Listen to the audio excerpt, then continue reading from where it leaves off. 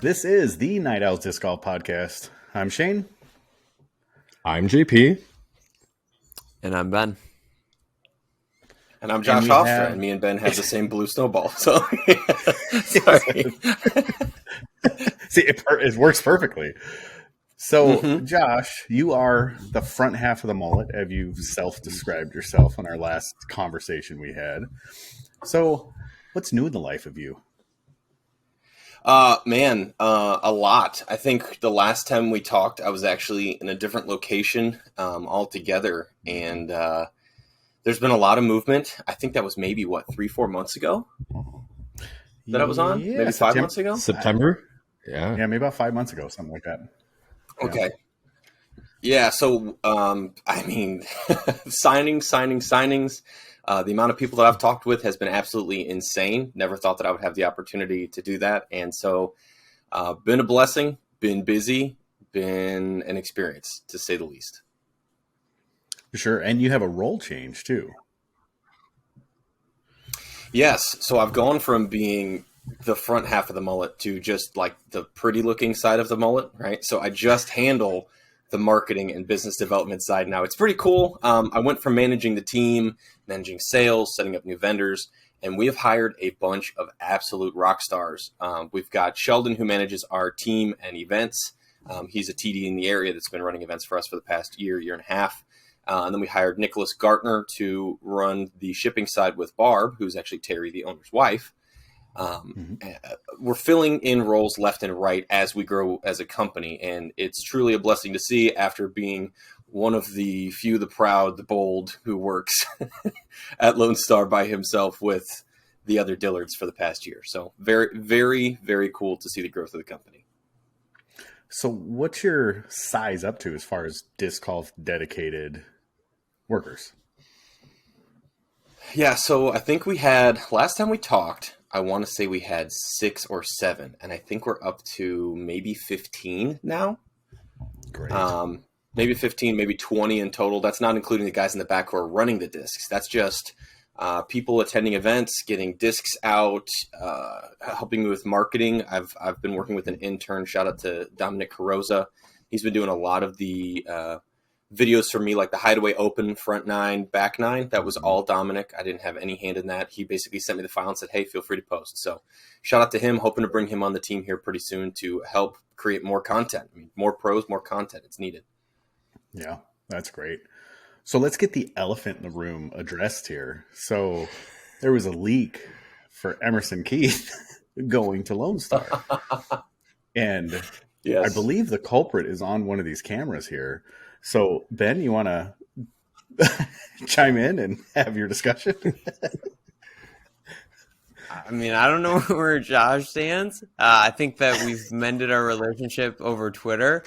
I don't know how he feels about the leak from a personal standpoint. From a company standpoint, I understand he's probably not the best that I, let her rip, but I don't know, maybe your signing should have kept some things a little bit closer to the chest, and my detective work was maybe a little too good. But listen, I'll take it as an apology, okay? So honestly, it's funny because listening to y'all's podcast, I want to say it was 2 podcasts ago or 3, where it was all your exes or all their exes are going to Texas. I loved that episode because a lot of the speculation that you guys had was either so on or so far off base that it's fun to hear from my side because, like, for example, one of the ones that I loved hearing from Ben, he's like, I think that Emerson moved up his announcement because the release came out. And what actually happened was the former company that he was on just never made a goodbye. Mm-hmm. And so he was like, well, I'm a free agent after this year. And so, like, I'm just going to sign. Like, I'm not going to wait to do that. And so the proposed date was the proposed date. Honestly, Ben, it was the most minor annoyance in the world. And I think it annoyed me for all of 30 minutes because then I was like, hey, this is good, right? You'll have to understand from a marketing side. Did I have maybe a week's worth of like little hints here and there that I was going to like put out and like do this? Yes. But all in all, an early leak for me as a marketing guy, I can spin that up and I can go, oh, no, there's no way we're getting Emerson. And then someone's like, Simon to Lone Star. And I go, that's true for sure. Right? Like, so it only helps spin up the rumor mill. And I think as somebody who both enjoys the sport of disc golf and as somebody who works in the sport of disc golf, it's always fun for me to kind of join into the rumor mill and kind of spin things up as well. And so you were a huge part of that. So half of me says thank you. The other half of me just couldn't help but laugh the whole time I was listening to that podcast earlier. So no, bygones are bygones. Like I said on Twitter, where it was like, you said, hey, can we be friends? I said, well, we'll think about it. Right. I was joking. All good to go. All's well that ends well. Emerson's on the team and we couldn't be happier to have him here. That's awesome. Yeah. Well, good. I'm glad we got that out of the way, and you guys were at least far enough apart that no physical altercation. Yeah, I don't know. So. I was going to ask him like how tall he is, like what's his bench max, but it's in the past. So I'm about an inch taller than Emerson, and I probably weigh about maybe 10 pounds more than Emerson. So okay, good deal. You can size that up. I mean, you've seen Emerson in person enough to know kind of where things stand. So Emerson's scrappy, dude. It's funny because a lot of people. So I've been what's referred to as a gentle giant. Like I'm 6'4". I'm 250 pounds. Right. I go to the gym all the time, but I'm not like aggressive. I'm super friendly. I'm a golden retriever. I love making friends with everybody. And so when I'm like hanging out with Nico, Nico's like, man, like I need you to be like my bodyguard. I'm like, why me? Like I just want to like hang out, be friends with everybody. I don't know what you're getting at, dude. You want high fives and hugs to those people, or what? Yeah, Emerson is like real competitive and real like, I would say that Emerson's mental game is stronger than anybody else's I've seen in disc golf. Like you can't get under Emerson's skin. He's very assured of himself, and I love that about him. And we love that about him. In fact, we talk with our other players. It's like if everybody could just play like Emerson, where he's just in the mode in the game, right? It reminds me of like Woody Harrelson, where Woody Harrelson doesn't really care what anybody thinks about him. He's just out there to win. You're like, yeah, go you, dude. I'm all for it. Oh, my favorite movies in the world, Zombieland. Yes, literally. That's how I think of Emerson Keith. Wiping his tears with all the money. Yeah. Double tap. Yeah, exactly. Oh. All right. So let's go over this real quick. So 7 plastic types, 29 molds. Yes. 4 molds made for Hooligan, 2 additional injection machines, a manufacturer team that rivals every other manufacturer out there, and all in about a 12-month time span. How? Well, I would just like to start by saying that I don't often get chips on my shoulder, but being the marketing guy, I do see what gets put out about us, and Ulti-World ranked us as a power ranking of number 9 for our team. So rivaling everybody else, who knows, right? But man, I got to tell you, it's the same thing I tell everybody. It's passion. In 12 months, being able to see this company grow from being as small as it was, family owned, operated, to taking a big chance and going out there and saying, hey, we know our value, right? Let us show you that value through our discs and creating discs that we know that amateur side and pro side needs at the same time. And taking the time to really talk with all these pros and see what they need, right? I think that's another thing is that we're seeing other manufacturers skip out on, is instead of sitting down with the pros and going, hey, like the tour is grueling, guys. We don't see it as AMs. Last year I went out and I hit like 6 tour events and it was exhausting. I can't imagine spending 9-10 months on the road. And so a lot of manufacturers don't come alongside their players in ways that they think are positives, right? And so we've really kind of gone, hey, what can I do to make you successful? Because if you're successful out on the road, we are successful. You don't have to come in first or second place every single event. If you want that, fantastic. We love that you have that fire and we love that you have that passion. But we want to come alongside you and give you a quality of life that's worth living, that's worth going out and playing for. So I think that's it, man. Passion is the name of the game. When we're developing new molds, it could be, hey, man, I really want this disc, and I really wish that we would make something in our lineup that had these flight numbers. And then Terry, the creator, goes, okay, yeah, I'll make that. Like I said, this Copperhead that got announced yesterday, I'm sitting at my desk at 10 o'clock in the morning. And I'm sitting there and I'm just no care in the world. And I'm like, man, I wonder what next disc we're going to come out with, right? Because I never know, because I'm just focused on media right now. So many in the bags and everything else I'm working on. And Terry's like, hey, feel this. And he throws me a copperhead. And I go, okay. And I'm like, oh, cool. It's in, Alpha Bravo plastic. That's really cool. And he's like, yeah, I thought, I wanted to make a disc for me that, I didn't want to really mess around with the Victor stuff. So I wanted a premium plastic copperhead. I said, cool. And then 2 hours later, somebody comments and goes, man, could you imagine if they made a Founders? That'd be insane. And I was like, yeah, like that's never going to happen. And then Terry's like, I got a whole box of Founders Copperheads right here with money foil and Wonder Bread stamps. I'm going, when did we get any of this? Like, I'm so lost. So there's never a dull moment at work. The things that we accomplish in one day take weeks for other companies to do. And I'm super proud of that. Yeah, that's amazing. One of the questions I have is, we spoke last time and I asked what percentage of disc golf is Lone Star's business compared to the injection molding for the gaskets. Where is it now? It's growing. It's grown quite a bit. I love looking at, other websites for retailers and distributors that we have and seeing our, highest selling mid ranges for 2022 or highest selling putters for this or that, and seeing us climb up the past 4 or 5 months. That's such an honor, right? Mm-hmm. But what I also know comes with that is all the overhead we've got right now, where we're hiring more employees, we're getting more machines, we're putting more out there, and we're effectively marketing for the first time in a year. I mean, we've really put our foot down.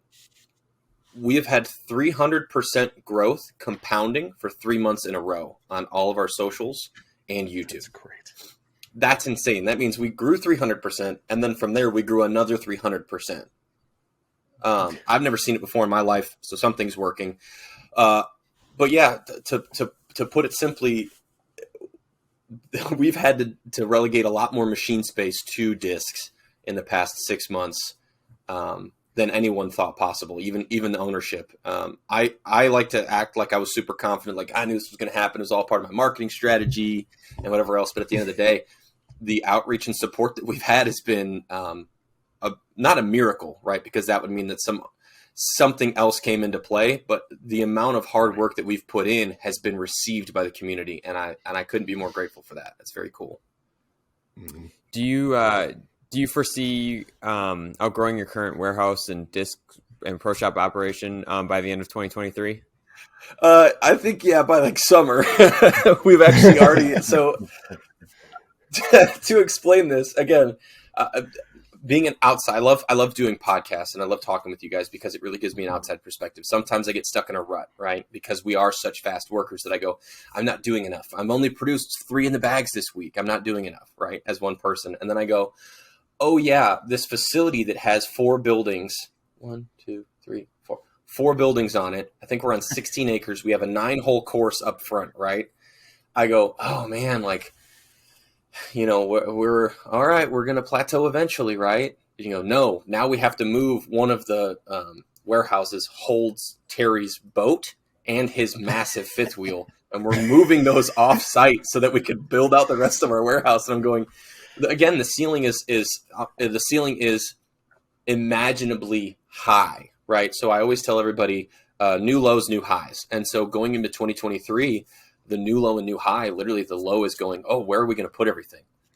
Mm-hmm. Well, you can always just build more facilities. Like we could literally take out, I think it's 2 holes of our 9-hole course and move them to another part of the course and get another 8,000 square feet of shop space. Like it wouldn't be a big deal to be able to put up another section where we're at. And obviously the capital that's coming in from the oil field side combined with the disc side, getting a new facility or finding room wouldn't be a problem for us. So it's very cool to be on this 200 mile an hour bullet train and just riding it, man. I love it. Yeah, I was curious. You had mentioned, I think it was with Smashbox, you had talked about taking on another company to produce discs for. I'm just curious, how much time is dedicated to yourself? How much is dedicated to Hooligan and then to this other company that's coming on that hasn't been announced? Can you elaborate on that? Yeah, so again, super cool stuff because we go out, we make promises, and we deliver, which is awesome. Again, I've never worked for a company that has stood behind making big promises, right? Hooligan was a big promise. Hey, we want to work with you. We want to create these discs. You guys are going to be able to run your own company, but like, we're going to help make these molds with you guys. I don't know if you've gone out and thrown a Hooligan flip yet, but man, that thing is fun. And I definitely bag one. Flippiest mid-range I've thrown, just glide and slide. Anyways, not as much as you would think. So our operation is massive. Again, I've been asked, when do we project to be a top 5 company? And I said, before the end of the year, easily by summer, I could see us beating out other manufacturers to be a top 5 actual manufacturer. I'm not taking into account manufacturers that buy discs from other manufacturers, right? And realistically, I think we already are top 5 if we're considering it that way, because I don't know of anybody else that's got as much hype or push or demand behind them right now as we do, which is super cool. But yes, no, the amount that's devoted to a Hooligan or in the future Sacred discs right now is not nearly as much as it could be by the end of the year once they get their name out there. They're struggling with the same issue we had last year. Nobody knew who we were, right? Mm-hmm. And as soon as we got out there and made coverage and people understood why our plastic was different, why our branding is different, why our marketing works, right? Why we have such a large team. Talked about that last night. Our team's not that large. It's kind of small, actually, compared to the other ones. But I digress. Those companies eventually will grow as well, right? I'd love for Hooligan eventually to one day be my dynamic disc to my Latitude 64. That would be amazing. Right. So do you expect, or did you expect the spike, and did you plan properly for it? Or what were some of those growing pains that you went through? Because obviously I saw you bring in the 2, I mean, you posted on social media, you brought in the 2 new injection molders. Was that for the oil, or was that specifically for discs? Specifically disc. That machine runs 100% discs all the time, which is cool because it's the one that's closest to my office. And so if we have like pros come in, all of our stuff is top secret, right? We don't bring anybody back there because we mold different than the rest of the industry standard from what we've seen. Mm-hmm. And so we only bring people back that are like pros or like people that we're working with, at a high level. We'll, instead of having to walk all the way to the back through a cold room, through this, I just go, here's the machine. Come take a look. Just undo those blinds. It's right there. And yeah, you can hear it going on all on and off all day, them opening the door. And no, I mean, as you've seen, I've literally been able to, Terry sat us all down at beginning of January. Hard to believe it's February 1st, right, as we're filming this. Sat us down at the beginning of January and said, okay, we're going to shake things up. Everybody's got a job role, and I need you to stay 100% focused on your job role. And if it's somebody else's job to do that job, hand it off to them, right? And he was very specifically talking to me because I was kind of doing this juggling act between our last year's team, marketing, events, figuring out all this stuff.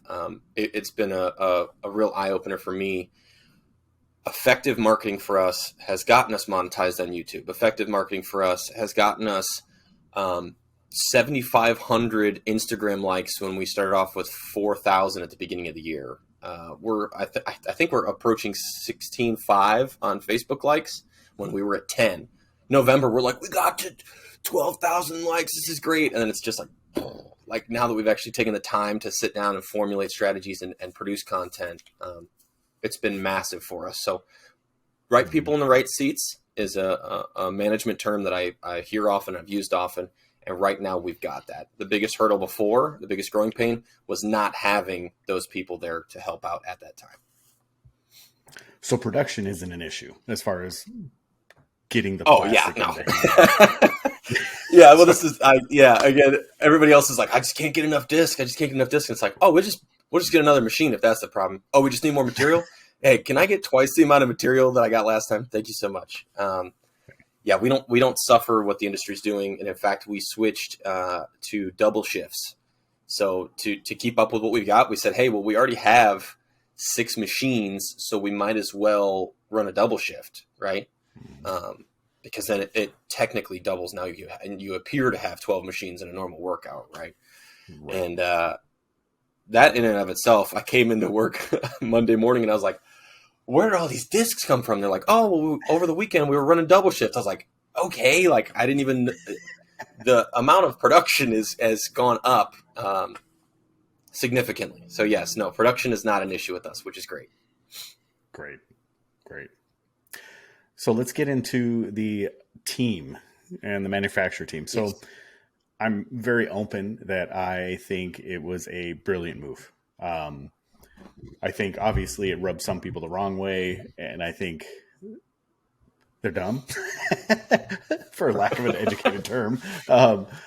But I look at it as being, you're putting this marketing engine out there that is really, I mean, at the present moment, it's really second to none. And when I look at the parallels in disc golf, there's only one other company that I know of that's in the recent future or recent past that has done something that's really mixed up the landscape of disc golf more than you guys have, and that was Prodigy back in 2012. So, Right. talk us through what instead you're the marketing guy, what the purpose of the team was.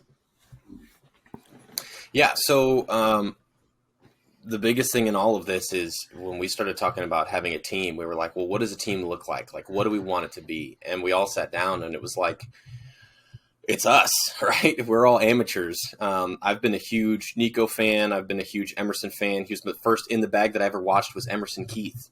And so Was it the one in the stump? really, I found out about that one recently. He's like, you haven't heard about the stump? And I was like, no. And he showed me, I was cracking up. That was the funniest video ever. But yes, so the AM side of things is where we're at. Like, I'm an amateur still. I'm not the greatest player on earth. Anybody that works at Lone Star is an amateur. Well, listen, my shipping guy is insane. Okay. I would digress for a second. I tell people all the time, I was like, you want to make the pro team, you got to beat my shipping guy. He's out here shooting like 1,000 rated rounds left and right. Like, he's super good. Anyways. But for the rest of us who don't play MPO like him, we're all amateurs. And so we thought, what would we want, right? If I'm an amateur and somebody comes to me and they say, hey, I want you to be on my manufacturer team. I want you to join my Ranger team. What would you want to get? And I'm big on history, right? I don't like when history repeats itself. And so when looking at other teams that I had been a part of from other manufacturers, I said, well, I really wanted to be a part of this, right? And I really wanted to feel like I was a part of a family. And instead what I got was, hey, do this challenge and complete this, and you might get something if you get enough points, or you might do this. And I was like, well, that didn't feel good at the end of the day. I just, as a marketing guy, I felt good because I was like, yeah, I'm making content. But that was for my own selfish gain, right? And I wasn't really doing anything for that company either. And so sitting down, we formulated like, well, hey, if I got this as an amateur, I would be in love. And so far, we've had so much support from our Ranger team members. We are by no means the largest amateur team. And I think this is where people get misconstrued. They think that having 700 people on your amateur team is a lot. When in reality, having 700 Ranger team members on your team is a lot when you have the level of quality that we're putting into our team, right? A lot of people go, yeah, I'm on their amateur team and I had to pay for my this, or I had to do these points or do that to get this. And it's like, no, like we went through, we had 2,000 plus applications. I read every single one, went through, we hand selected these 600, 700 Ranger team members and said, hey, reach back out. You guys have made this team. You know, I want you to understand that these are the reasons why we chose you specifically to join the team. And it's a family. So when you join our Facebook page or when you're on this email chain, like we're all here for you. And the outreach and support that we had internally from our Ranger team members last year into this year, where they stepped up and they said, hey, I was a Ranger team member last year in 2022. This is what we did last year. It was so much fun. If anybody wants to get together in the DFW area, we've got a Team Rocket League group. Like all the Lone Star guys get together on Rocket League and we all play Rocket League together. Like how cool is that? I don't know of a single other team that really takes the time to build the level of a quality relationship that we have with our amateurs. And again, super proud of that because there's nothing that anybody can take away from me when it comes to that team. Right. So you have all of your contracts are 1 year. Yes. Explain why. So the biggest thing in all of this, again, we've learning from everyone else's mistakes or decisions that they've made, right? Sometimes mistakes aren't mistakes. Sometimes they were just decisions that were made at the time that seemed like the right idea.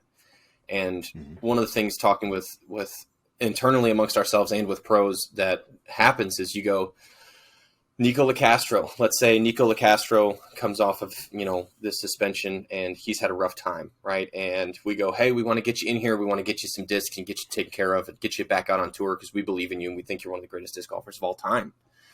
And he goes, yeah, you're right. Well, next year, if he goes out and he wins 5 majors, I want to pay him that money. Like, I want to make sure that you're happy. And if it's something I can do with you and go, hey, dude, you killed it. You won 5 majors. What can I do for you this year? What does that look like for you? Let's renegotiate your contract. We do that, right? Same thing. If we've seen it a lot in this industry recently, right? I call it the Andrew Luck scenario, where a player they go do a tour for a full year and they've got a 3-year contract and they go, I'm out on tour, and I get back and I go, wow, that was grueling. I don't know if I can do that a second year. I think I'm going to drop out. And you go, oh, well, you had a 3-year contract. So actually you're obligated to do X, Y, Z for us. And so we wanted to avoid that. We wanted to just say, hey, we want you guys to have an opportunity to grow. We want to have an opportunity to grow. And if we can do that together, not only are you going to feel incentivized to go out there, win, do your best, and represent us to the best of your capability, but both of us are going to feel like at the end of the day, we got a great bargain working together. So. All right. So my assumption was that you're basically leaving it open to figure out exactly where this marketing engine is taking you and really reevaluate at the end of every season. And I guess that's similar to what you're talking about. So yeah, when I was chatting on DeGam with Bobby, that was my assumption. It was kind of more of a temporary thought, but from what it sounds like, you're not looking at the players as temporary. You're just looking at them getting the best out of what they can, but it also allows you the flexibility either to drop or to add to whatever they're getting. Yeah. So basically it boils down to this. Every single player that we have signed this year that's a pro came to us. We did not go out and say, we want this player on our team next year and we're going to fight and we're going to buy out your contract and we're going to whatever else, right? These players came to us and were like, hey, I actually really like how you guys are operating. I like your plastic. I like what you represent. Like, man, let me tell you, I'm going to fangirl for a second. When I get a phone call from a player management group and they say, Lisa Fakis has you at the top of her list, I go, let's get Lisa Fakis in the door. Like, what can I do? Lisa, again, to me, is a superstar. I love Lisa to death. She is a veteran, right? 7+ years in this sport on tour. That's insane, right? That's so good. So to get a veteran of the FPO field who wants to come play for me, she's a Texas girl, I'm all for that, right? I'd rather have people that are on fire. We can negotiate your contract every year. You went out there, you killed it this year. Let's talk more. Like, there's multiple sides to it, right? Instead of going 10-year, $10 million, or, this guy's he's got to sell $600,000 in plastic a year to afford his salary. Like, we would rather just be open and honest and be like, well, hey, like if you come play here for a year and you don't like the way it is and you want to go somewhere else, like, we want to invite you to do that, because no one should be stuck somewhere that they don't feel like either they belong or that they are appreciated, right? And we want the industry standard should be that way as well. Mm-hmm. What if someone asks for that extended contract? They want to become the franchise guy. Yeah, it's a very easy conversation. I mean, we sit down, we go, okay, here's, for example, Chandler Kramer, right? Chandler Kramer signed a 1-year deal last year, came to us, and he said, I'm going to dye my hair blue instead of green. We said, boom, re-signed, 2nd year. No, Done. So, no, he came to us and was like, hey, like, I want to continue playing for y'all. And like, this is huge for me. I'm ready to switch to a full bag. Cause last year he had a mixed bag. We didn't have enough molds when he first started touring in January. We had 8 molds, 9 molds. Right. And so this year he's full bag. He's like, I'm fully committed. I'm full bag. We got him a tour vehicle, and now he's rocking with Robert Burridge. And you go, again, if I'm a young 20-something guy and I'm single and I want to go out on tour and I got my best bud with me in the van, yeah, that's a huge upgrade for me. I was rolling around in a V6 Mustang for half the tour last year. Like, so yes, if you want to step up and you want to be the guy and you can prove that, right? We're a big money where your mouth is doesn't work in this industry, right? Where's your game at? Can you market for me?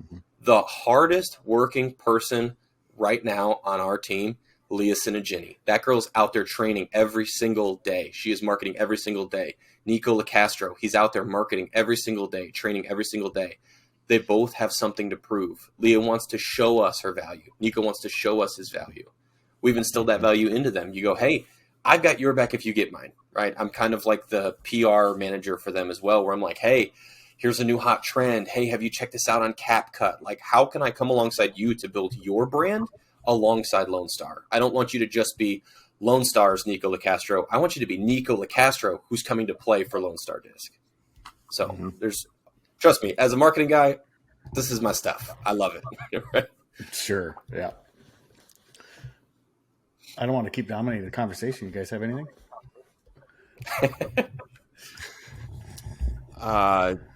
Should we talk Burro? Sure. Joe Burrow? So one of the guys that is on the Ranger team that's also on the Door Disc Golf team, shout out to Caden, wants to know if the Burro can become a mold, and he wants it to be one-speed glitch-like. One-speed glitch-like. Okay, so basically we just need a glidey armadillo is what you're saying. Without a thumb track. Yes. Okay, so this has been something that's been brought up to me before because people are like, well, we can make a one-speed glidey putter and it could be in Lima plastic. Again, from a marketing perspective, the glitch was a disc that nobody asked for, and it became a meme, so now everybody needs it, right? The tilt was a disc that nobody asked for, and it became a meme. Yeah, the polecat. Meme discs, and I've said this before, meme discs sell better than discs that actually help your game. The Armadillo started as a meme disc and became actually a pretty good usable disc. Everybody goes, you got to get it. It's a one-speed. Somebody called it the Texas Berg, right? And I'm like, oh, that's pretty cool. It doesn't fly anything like a Berg, but yeah, like that's great. And so it became a meme. Like the Armadillo just took off. The Chupacabra. Nobody's going to name their disc. How many syllables? Chupacabra. That's a 4-syllable disc that is super overstable and is Spanish for goat sucker, right? We didn't know any of that. We just thought Chupacabra sounded like a cool name, right? And so these meme discs have kind of taken over. I'm all for it. I think that there needs to be more meme discs. I think that if everybody's creating new and fun discs, right? Logical discs make sense. We have a 5-speed, 5-glide, -1/1 mid-range, and it's torque resistant. Great. That's a disc that makes sense. I want something illogical. Give me a 14-speed disc that is the flippiest disc you've ever thrown, and I will bag it, right? So that's not coming out, by the way. There's no plans. I have no idea if that's a thing or not, but it sounds like something we should get started on ASAP. So the glitch thing, I would just say get a Lima Armadillo. I have a 153 Lima Armadillo that I play catch with my buddies, and it flies very similar to what he's looking for. So you're saying there's no Burro coming? I would say not. I don't know where the name would come from. Like maybe the Armadillo Burros. I don't know, but all I can think about is Joe Burrow and that very unfortunate defeat. Oh, a burro with a rolling of the R's. Yeah, we have to burro. Yeah, I don't know how you translate that into writing, but I'm so used to speaking. I was thinking burrow like underground burrow. I'm like you got to remember. Yeah, we're from the Great White North. We're not down there in Texas where they have all those. Well, so here's another common misconception. So I wear a cowboy hat everywhere, right? This initially started as I told them if we get the company successful and things are going, you guys got to buy me a belt buckle and a cowboy hat. I moved down to Texas from Chicago 10 years ago. So I'm actually from Chicago, right?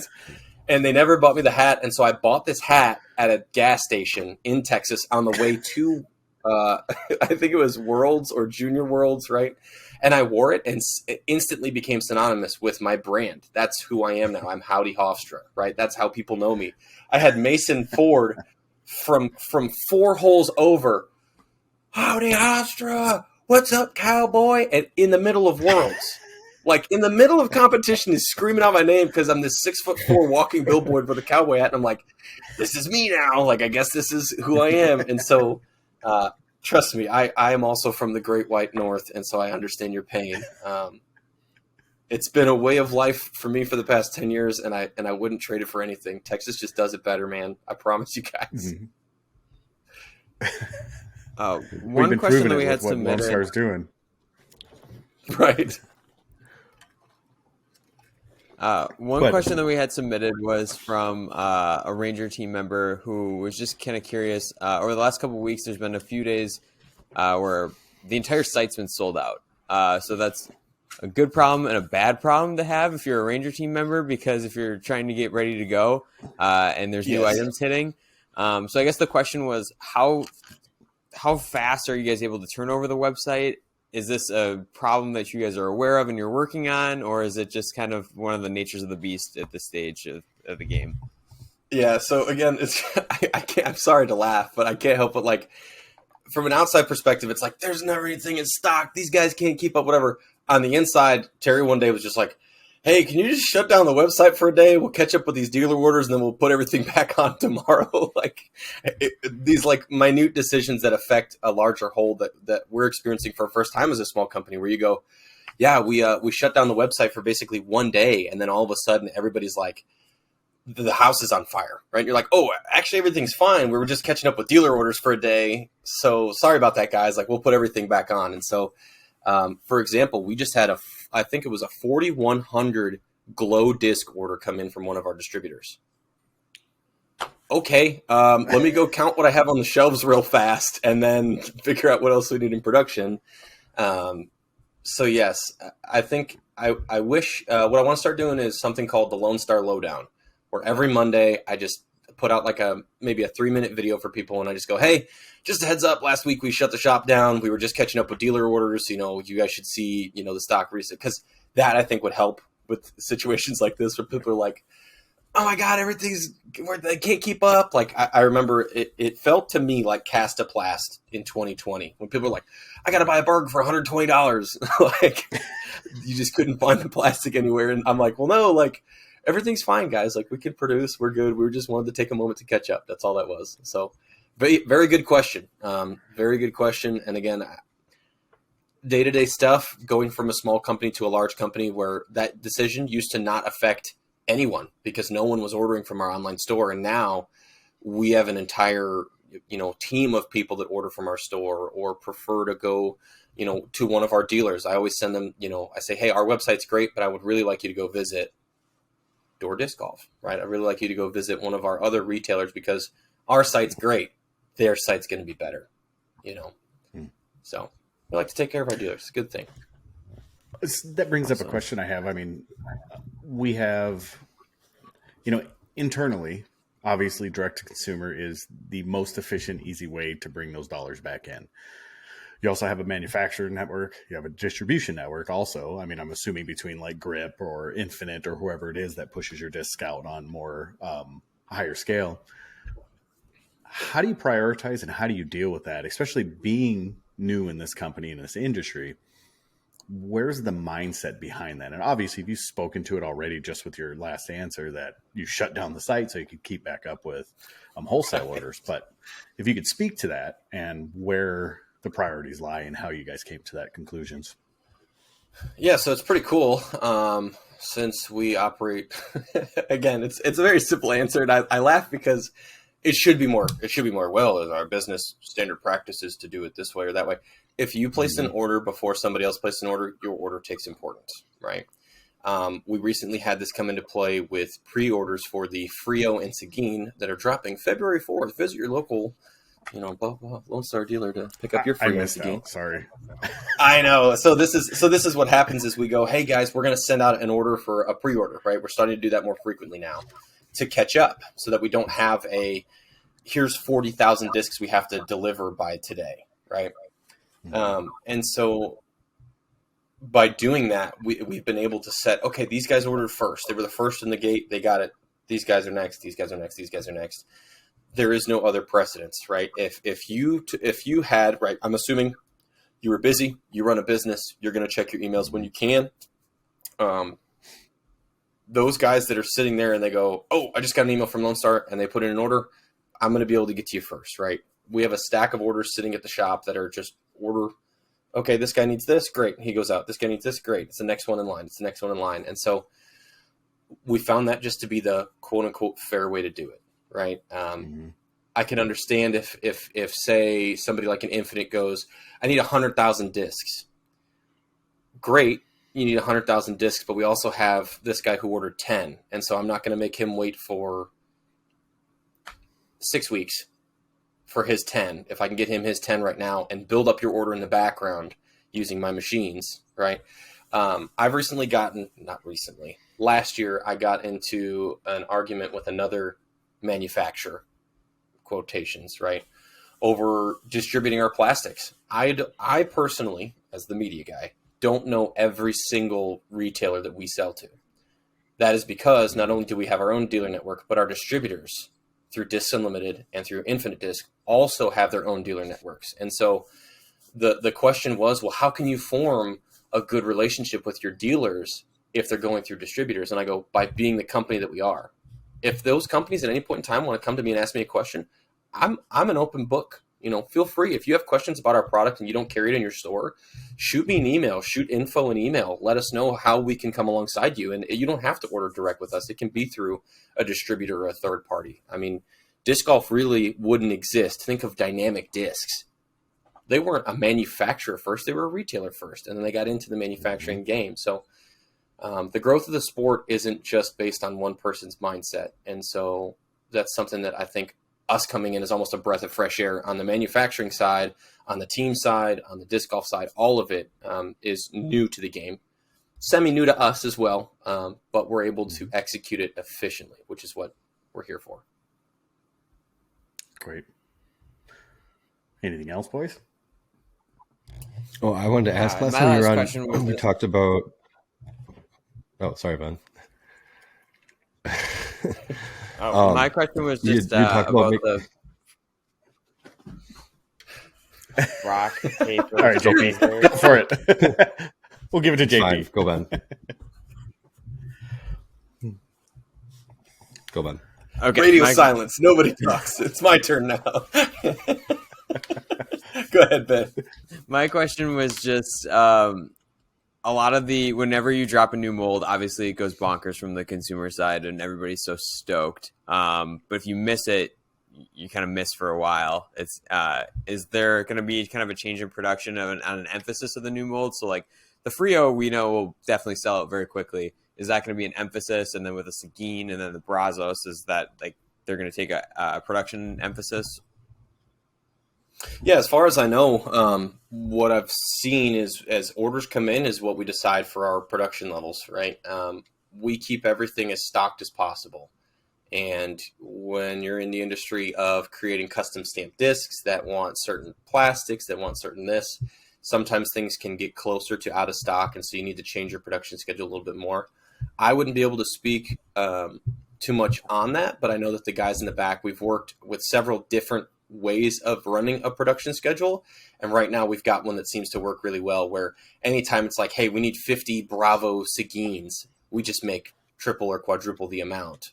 And then you put the excess on the shelf. Like the supply and demand that we've received in the past 6 months has been awesome. Again, this is my baby. I'm not even an owner. So people consider me an owner. Someone said, man, Josh is a great owner of Lone Star Disc. I go, this is all the Dillards. Terry Dillard, Brittany Dillard, Barbara Dillard, Travis, St. John, all of the Dillards, they own this company. But I get to sit here and be the face of it and answer all these awesome questions, right? And I have that passion of ownership. It's like pride in ownership without actually owning any of it. I'm like, I love this apartment complex. It's so great. I get to live here in this apartment. I don't even own it, right?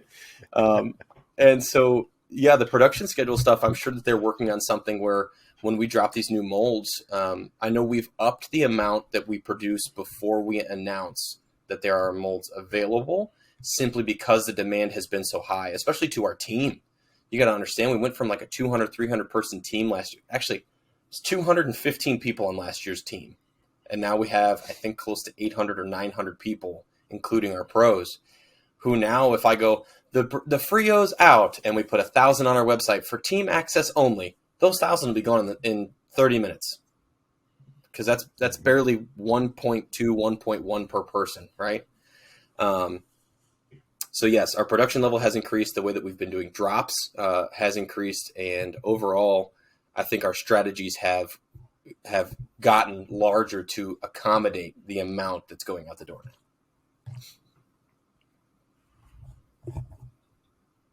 Great. All right, JP.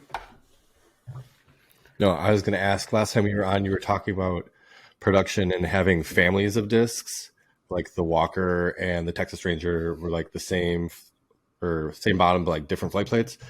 Since you've been creating new molds, have you guys moved away from that, or are you creating these new molds with those being like new families? Yes, that's a great question, and I appreciate you remembering that because that's super cool. So it's still of the same mindset, right? So we're not necessarily going, I took a MIDI and I made it a longer MIDI. It's more like the disc that we're trying to make flies like a longer MIDI. And in fact, we've kind of strayed away from that because we found that people, if they go, oh, I didn't like the way the MIDI flies, now you're telling me this is an 8-speed MIDI. I go, oh, actually, you might love this disc because it flies like a MIDI, but it's faster. But they just get it in their head that they don't like that disc. And so we still have the families of discs, right? I would say the Seguin that we're about to drop is like a 12-speed or 13-speed MIDI, right? You throw it flat and hard, and it will reward you by going flat and then fading hard. So yes, we're still operating in that same family mindset, filling holes and filling gaps in our lineup. Oh my gosh, man. We're running out of holes and gaps to fill. So eventually I'm sure we'll get off that mindset of, hey, what if we had a 8-speed MIDI, or what if we had a 12-speed Dos X? I'm sure it'll just go, well, now we just need, like I said earlier, let's make a 13-speed tumbleweed, right, style disc. But it won't be a tumbleweed style disc. It'll be something different. But I'm sure as time goes on, number one, we're getting to a point now where we're actually calling our molds. We're not saying that this flies like a Buzz anymore. We're saying, oh, that flies like a stable Ranger, or this flies like our name is becoming synonymous with the discs we are looking to create, instead of trying to create discs that fly like other brands. And that, to me, that's some pride right there. Being able to say that and go, yeah, I want a 13-speed tumbleweed. You go, wait, you're not talking about a blank disc, a West Side Destiny, or a and I go, no, I actually just want this disc but faster, right? So I think that is super cool. So yeah, great point bringing up the families of discs. And I was curious, with the new pros that have joined the team, have you found them gravitating towards certain molds more than maybe some others, or like does everybody have, like what are people's favorite discs that they're throwing right now? So I know Robert Burridge and Jaden Rye both love the Alpha, Bravo, and Glow harpoons.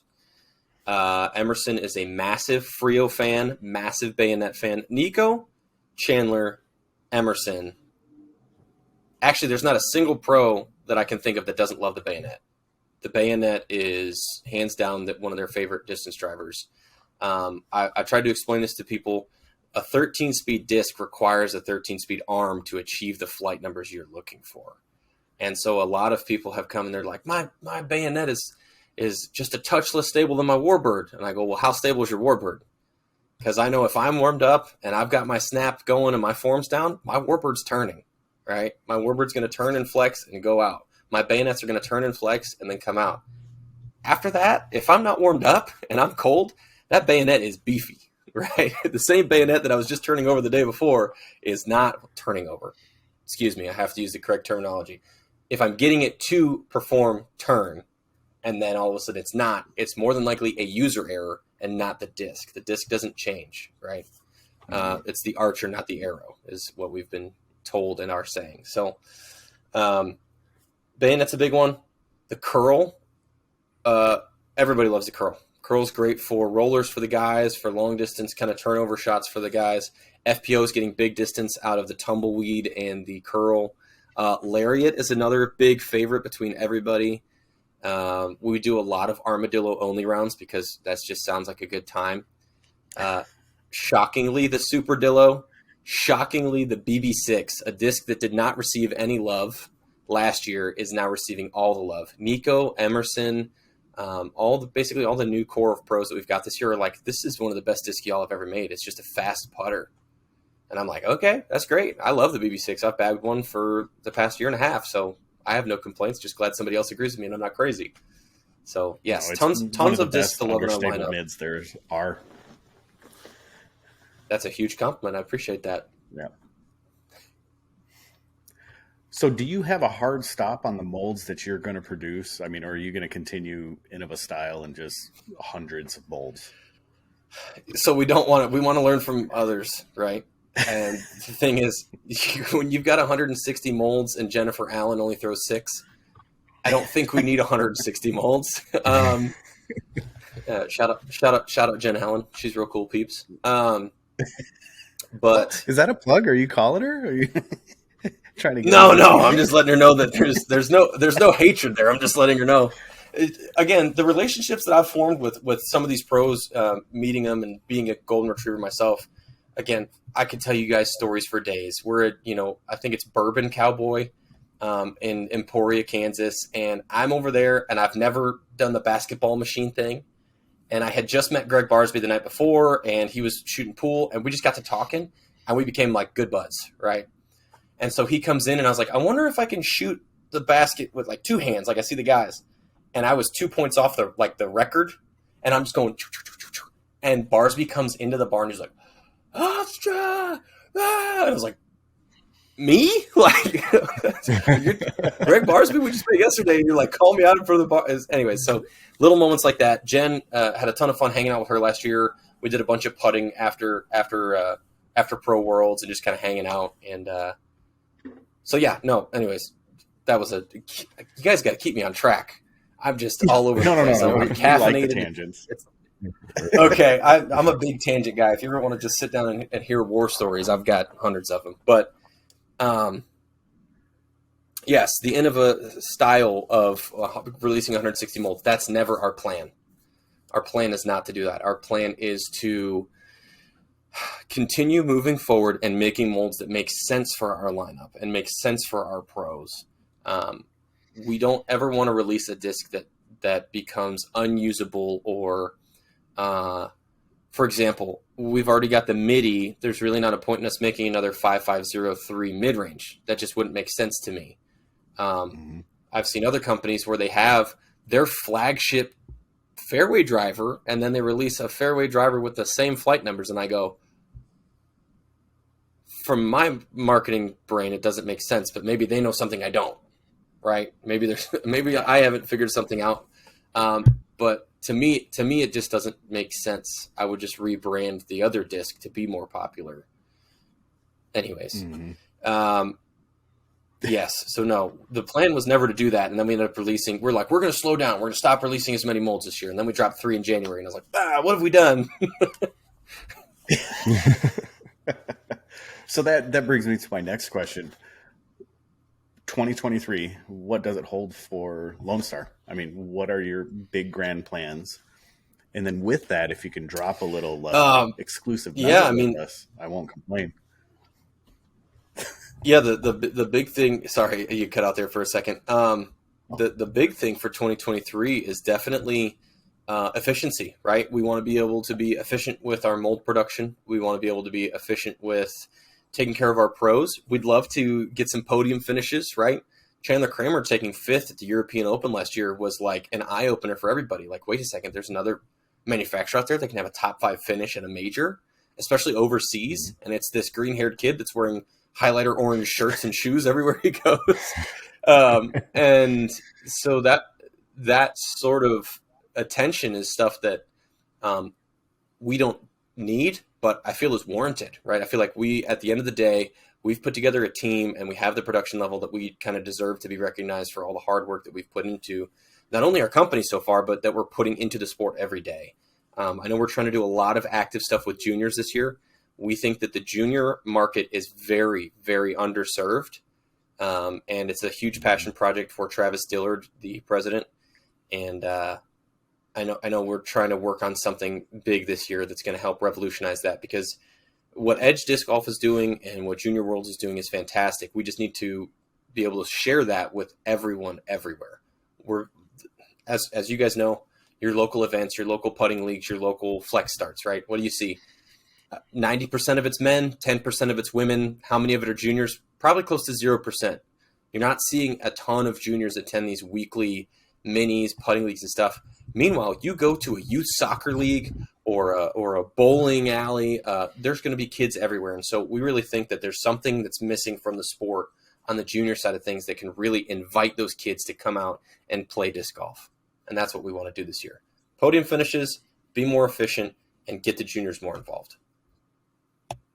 That's fantastic. All right, Ben, anything else? I'm good. JP? I'm good. All right. So, Josh, this is your hour here. So you tell us whatever else we left out that you want to tell us. And then I think after that, we'll skedaddle. Awesome. So, yeah, we have the Frio and Seguin that are going to be dropping at your favorite retailers, dealers, anywhere that's Lone Star sold on February 4th. We're going to have the Brazos dropping shortly thereafter. So, Shane, pay attention to those emails. I'm sure you'll be receiving one soon. The Brazos is the bigger brother to, you know what, I'm going to leave it up to chance. I'm going to let Ben spoil it on Twitter.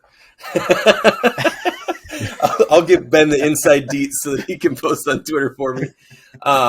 No, but we have a lot of big stuff that's coming down the pipeline. I personally, from our Pro Media Week, I have so much content. It's every day I get into work and I just go, okay, here's another in the bag. Okay, here's another Super Dillo only round. Here's another. Sorry, dog's thumping. Call him Thumper because he just scratches. So I always come into work and I go, yeah, I've got another in the bag. I've got another video to edit. I've got another, you name it. Nico Castro, I call him the ideas guy, because I could sit in a room with Nico Castro for 5 minutes and he would have 250 ideas that are great. And I go, I'm having a problem writing all of these down fast enough, and then now figuring out a way to execute them. So we have so many big things on the horizon this year for Lone Star. It doesn't just stop at our discs, right? We're huge on growing the sport of disc golf from the earliest stages. We're huge on maintaining the level of disc golf that we've gotten to, right? Nobody wants to see our sport slip backwards. And I think that the team that we've brought together really does feel like a family, right? All of our pros, we basically got everybody together and we're like, hey, we're just going to hang out for a week. We're going to call it, it's Pro Media Week. Let's get together. We brought along a professional commercial company, came in, shot a bunch of footage, shot a bunch of videos, and you guys are going to be seeing a lot of really, really professional content. Stamps. We just bought another stamp machine because why not? All that stuff is going to be coming from us this year, and I can't wait to show you guys what we've got. It's only February 1st, and the tour is about to kick off in 3-4 weeks, and I couldn't be more excited about it. Speaking of, are you going to be at Vegas? I will not be at Vegas because, well, personally, let's talk Josh Hofstra on a personal level. I think the tour really kicks off in Waco. I think that Vegas it's like a family reunion. Let's all get together and play some disc golf, and we're in Vegas. Let's have some fun. It was the same way in the automotive industry with a event called SEMA. SEMA is basically like end of the year. Hey, I get to leave for a week to go like hang out in Vegas and party and have a good time, and at the same time show off my car, right? That's how I view LVC. I know that there's obviously a competitive side. I obviously know that there's a competition. But I truly believe that that disc golf starts with the Texas swing. So I will be at Waco. I will be at every Texas swing event. And then obviously the Open at Austin and Music City Open are both sponsored by Lone Star Discs. So you'll see me out there, full-on cowboy hat, shaking hands, kissing babies, and getting some great content to show everybody from Lone Star's side. Or if maybe you're like Ben, you shake babies. Yeah, right. This just in. Twitter alert. This just in. Ben shakes babies. No, honestly, it's been a Well, pleasure, that's guys. I couldn't be more thankful for you guys having me on the show, Ben, getting to meet you face to face. And Thank you. you guys know I'm always available. If you guys ever need a guest on the show, you can't seem to find anybody, just call me. I'll hop on. I love talking with you guys. Will you So- send so me a you'd be the stack last of resort. Founders everything? A stack of Founders everything. Is that what you said? Yeah. Yeah. I wish. I want a full Founders bag. I can't even get it. We got to wait for all these molds to be made in Founders plastic. So is the Founders plastic a different plastic than what you traditionally mold in? Is it more of a traditional disc golf polymer? No. So none of our stuff is traditional, which is super cool. Yeah. So it's a blend. So it's an alpha style blend. So it's harder to the touch, but it has Bravo like grip. So if you can imagine that, so it's alpha stiffness with almost a Bravo grip to it, and it has metal flake obviously in it, and it's more opaque. So. Mm-hmm. Again, mad scientist, the creator, whatever you want to call Terry Dillard, he's sitting there and he goes, guys, I want you to make a plastic that's a little grippier and it's opaque. I'm sorry, not opaque, translucent. You can see through it. And it's got to have metal flake in it. And they go, okay. And then they all sit down and they come up with it and they go, ta-da! And you go, wow, still higher than the industry standard, still feels like our plastic. And now we've got a new name for it. We'll be releasing another plastic very soon. I'll just drop the name here. That's going to be called Delta. So you guys stay on the lookout for that. If you guys watch Hooligan Discs cash is made out of Delta plastic. They dropped 50 protos and they sold out in like 15 minutes. And I tried to get one today and too slow. I got to tell you, that disc, oh my gosh. The discs that we're making for Hooligan are so good. Like the flip and the cash are two discs that are instantly making my bag. I mean, when I watched the protos leave the door and I didn't get a single one, I was like, man, it sucks. I was like, I really wanted a cash.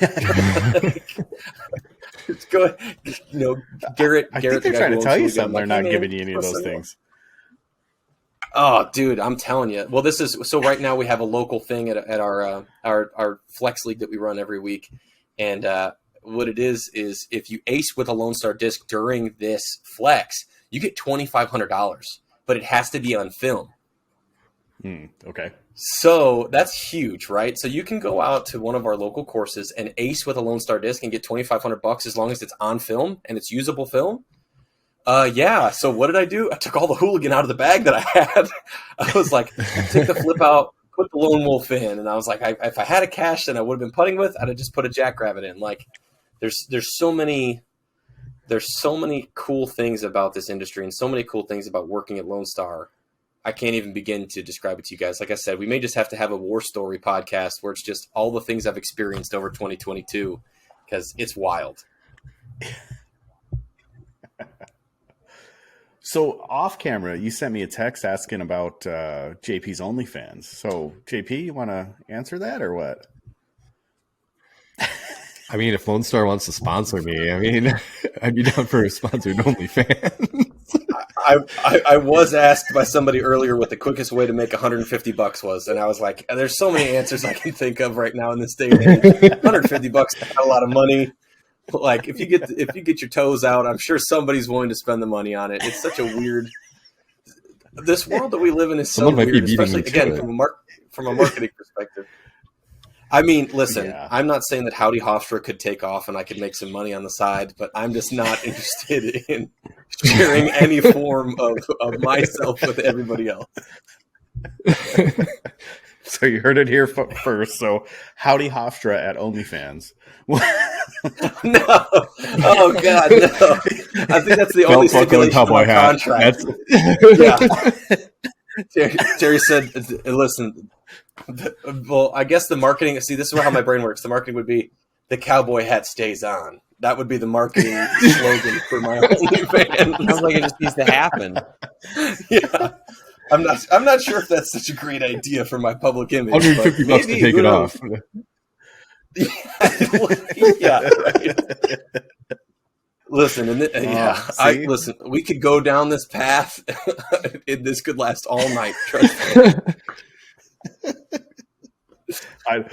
we only have about 15 hours of recording available. So Right, yeah. So if you can limit it to 14 and a half, that'd be great. exactly.